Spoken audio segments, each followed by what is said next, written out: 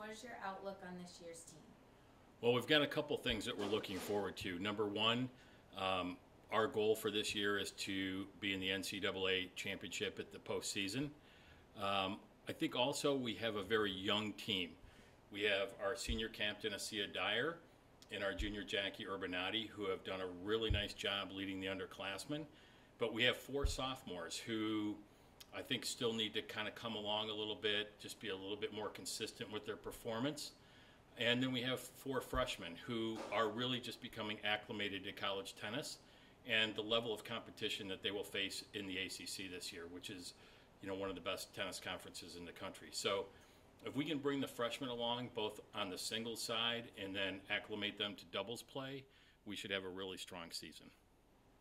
You have more roster players this year versus previous years. How is that working? We do have more roster players, and that's by design. So the last 2.5 years that I've been here, we have lost team matches due to injury or illness. So what we've tried to do is add some depth to our roster, and I think we've accomplished that in a very nice way. So our players, numbers 4 through 10, will all be able to contribute both in the singles and doubles lineups.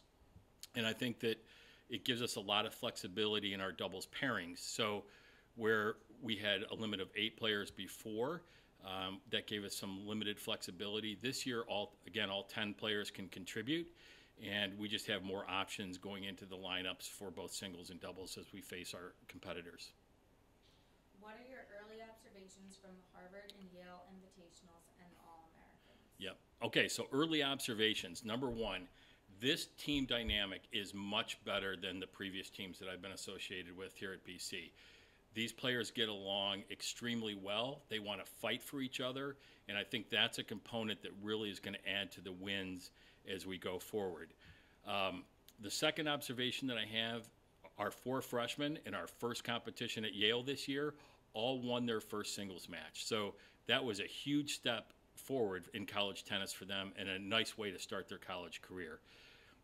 As we look at the singles results at Yale and Harvard, I think we learned a lot about our players. We tried out some different doubles combinations. So we, as coaches, Coach Bentley and I have a little bit more information going into the spring season. And then at the All-Americans, which is a national event, we've qualified 2 players from BC each of the last 3 years. This year, senior Asia Dyer represented us there. Unfortunately, I think we left our best tennis here in Boston this year, but she's got some great matches ahead of her, going into this season, and we look forward to that.